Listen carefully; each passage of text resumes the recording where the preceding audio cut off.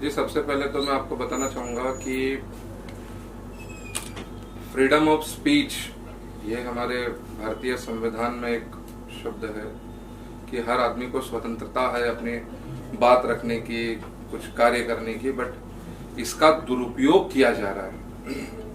आप OTT platform पे अगर आप देखोगे, इंस्टाग्राम पे आप देखोगे, फेसबुक पे अगर आप देखते हो, यूट्यूब पे देखते हो, तो ऐसे अभद्र भाषा कार्य, कभी कोई अपने कपड़े उतार रहा है, कभी कोई कैसे नाच रहा है, चंद अपने फायदों के लिए कह सकते हैं, या अपने आप का नाम कमाने के लिए लोग क्या क्या नहीं कर रहे। तो ये बहुत गलत चीज है ये।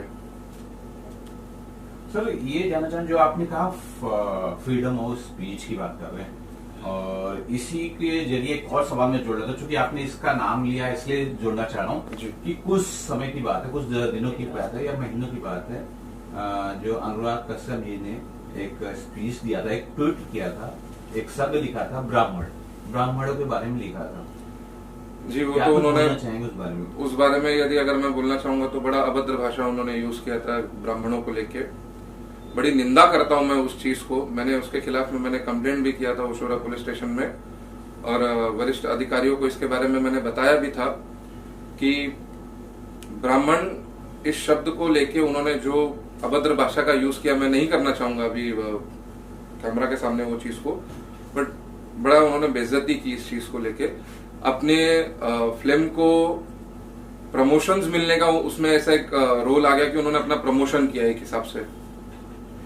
सर, एक चीज की मैं आपकी सराहना करता हूं, और मुझे इस बात की खुशी है कि कोई अच्छा इंसान मेरे सामने खड़ा है, क्योंकि जो विरोध किया गया अनुराग कश्यप का, उनकी मां को लेकर गाली दी गई थी, जो पर्सनली अगर मैं सोचूं तो आप निंदा किसी की कर सकते हो, किसी की मां को लेके इस तरह की गाली नहीं, जो कि आपने अभी जो कि ऐसी भाषा का प्रयोग नहीं किया, आप निंदा कीजिए उस व्यक्ति का। देखिए, ऐसे लोग जो इस तरह की भाषा भी यूज करते हैं, क्या वो सही है?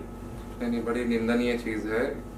हम हमारी संस्कृति, हमारी सभ्यता, ये सब भूलकर लोग जोश में आके होश खो बैठते हैं। अक्सर मैंने ऐसा सुना है।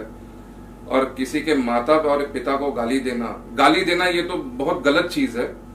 यदि अगर आपको ऐसा लगता है कि सामने वाले व्यक्ति ने या कोई महिला ने या कोई पुरुष ने या किसी संस्था ने अगर कुछ गलत बोला है समाज को लेके या किसी व्यक्ति को लेके, तो आप सामाजिक तौर पे आप उसकी कंप्लेंट कर सकते हैं डिपार्टमेंट को।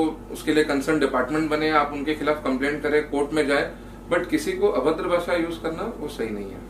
सर, अब मैं अपने मूल क्वेश्चन पे आता हूँ कि जो हाउस अरेस्ट चल रहा है और उसके क्लिप जो है यूट्यूब पे, फेसबुक पे, यानी सोशल मीडिया के जरिए उसका एक प्रमोशन हो रहा है। छोटे छोटे क्लिप्स हैं जिसमें लड़कियों के जो ऊपर के कपड़े हैं वो उतारने हैं, या फिर हम ये कहें कि उनको सेक्स पोजीशन की बातें हो रही है। इस तरह के जो सीरियल्स आ रहे हैं या वेब सीरीज आ रहे हैं, तो इस पे आप क्या कुछ बोलना चाहिए और इससे किस तरह से रोका जाए? आप एक सामाजिक कार्यकर्ता हैं, तो कुछ बता सके कि किस तरह से हम रोक सकते हैं? जी, सबसे पहले तो मैं बताना चाहूंगा कि ये जो एक्टर हैं, मेरे ख्याल से एजाज खान, इन्होंने ये जो हाउस अरेस्ट करके ये जो शो जो चालू किया है ओटीटी प्लेटफॉर्म पे, ये बड़ा ही एकदम शर्मनाक शब्दों का उन्होंने उपयोग किया है इसमें।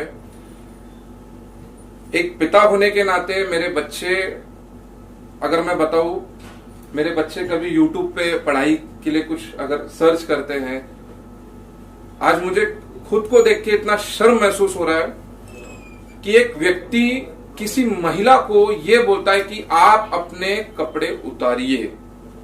और ऐसे बहुत से शब्द हैं जिनको मेरा कहना सही नहीं माना जाएगा, क्योंकि जब एक व्यक्ति गलत करता है तो उसके साथ में दूसरे व्यक्ति ने वो शब्दों को दोहराना नहीं चाहिए। और बड़ी निंदनीय चीज है। महिलाओं को लेके भी इसमें महिलाओं का अपमान हुआ है, हमारे संस्कृति का अपमान हुआ है। आप कैसे बोल सकते हैं? मतलब आप अपने फायदे के लिए, आप कुछ अपने आप का नाम कमाने के लिए अगर कल को आप कुछ भी कर सकते हो, चंद खाली अपने पीआर के लिए आपने कुछ भी अपना मनगढ़ंत कुछ कहानी बना के आप ऐसे करोगे, बहुत ही निंदनीय चीज है, बहुत ही निंदनीय है। सर एक चीज ये समझना चाहूँ, क्योंकि आप सामाजिक कार्यकर्ता हैं, समाज का ज्यादा ज्ञान है, ऐसा क्या रीजन है कि कहाँ हमारे समाज में टूटी हुई जा रही है? क्योंकि एक अभी कुछ शो चल रहा था और उसमें माँ को लेके कुछ शब्दों का गलत प्रयोग हुआ, पूरा हिंदुस्तान एक हुआ और उन लोगों को यहाँ से भागना पड़ा, पुलिस कंप्लेन हुई, मोर्चे भी हुए। जब उन्होंने कुछ शब्द बोले, लोग पूरे इकट्ठा हुए, लेकिन यहाँ तो खुले आम दिखाने की कोशिश हो रही है, वीडियो दिखाया जा रहा है। अब समाज क्यों नहीं इकट्ठा हो रहा है? देखिए, अगर आप देखेंगे तो पिछले कई दिनों से ट्विटर पे, इंस्टा पे, मैं इसको ट्रोल नहीं कहूंगा, लोगों ने अपना विरोध सही में निषेध, जैसे बोलते हैं कि अपना विरोध जताया है। लीगल वाले कुछ एडवोकेट लोग हैं और सामाजिक कार्यकर्ता है, कुछ आम आदमी लोगों ने भी अपना विरोध इस पे जताया है। लेकिन इस चीज पे रोक लगना बहुत मुश्किल है, क्योंकि कहीं ना कहीं सरकार इस चीज को लेके अपना प्रॉपर एक प्लान नहीं कर पा रही है। अभी ओटीटी प्लेटफॉर्म के बारे में अगर मैं आपको बोलूंगा तो जैसे उल्लू करके अभी ये जो ऐप है, इस ऐप जब आप इसको गूगल प्ले पे जब आप इसको डाउनलोड करते हो, फिर आप आगे के अपने को डिटेल्स वगैरह करके इस पे सब्सक्रिप्शन आपको पूछा जाता है, उनके कुछ दाम होते हैं, फिर उसके बाद में आपका एज पूछते हैं, लेकिन एज पूछने का आप उसके आगे जैसे आपने ओके दबाया बस फिर आपको मिल गया, तो वो कोई भी कम उम्र का भी बच्चा इसको देख सकता है। इसमें ना आपको आपका आधार नंबर ना पूछा गया है, इसमें कोई डिटेल नहीं, कोई गवर्नमेंट आईडी नहीं पूछी गई है, सीधा सीधा आपने सब्सक्रिप्शन लिया, बस आप उसको प्लेटफॉर्म पे आप देख सकते हो। बड़ी शर्मनाक बात है ये। तो दो सवाल तो भी मैं जानना चाहता हूँ कि हर एक जो इंडस्ट्री है, चाहे हमारे फिल्म की इंडस्ट्री है ना, मनोरंजन की इंडस्ट्री है, उसमें एक्टरों की एसोसिएशन होती है, प्रोड्यूसर को एसोसिएशन होती है।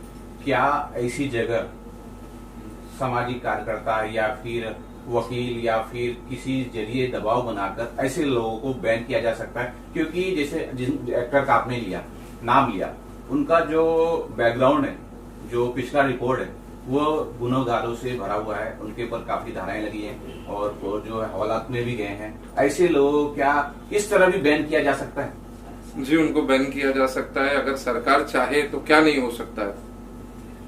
मिनिस्ट्री ऑफ ब्रॉडकास्ट के द्वारा भी इनको बैन किया जा सकता है, और सूत्रों से मुझे जो खबर मिली है कि नेशनल वुमेन काउंसिल ने NWC ने इनको समन्स भी भेजा हुआ है।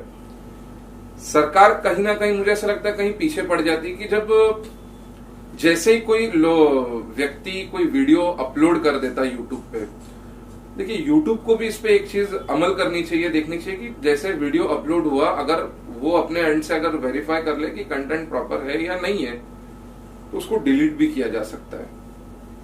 इंस्टा पे आप देखोगे तो उस पे ऑप्शंस है कि अगर आपको लगता है तो आप रिपोर्ट करें। एक से ज्यादा अगर कोई रिपोर्ट कर देता है तो वो वीडियो को बैन कर देते हैं। फिर सर फाइनली अगर बता सके कि जो हमारे पेरेंट्स हैं अपने बच्चों को ऐसे वल्गर और ऐसे जो अश्लील चीजों से कैसे बचे? जी, आपके माध्यम से मैं ये बोलना चाहूंगा,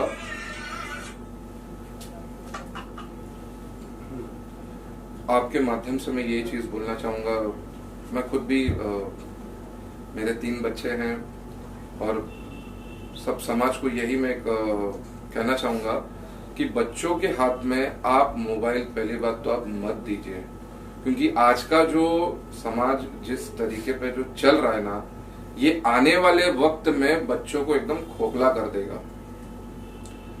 हम पढ़ाई के लिए उनको देते हैं, चलो बच्चा रो रहा है तो हमने मोबाइल थमा दिया कि थोड़ा आप गाना सुन लो बेटा, थोड़े कुछ कार्टून देख लो।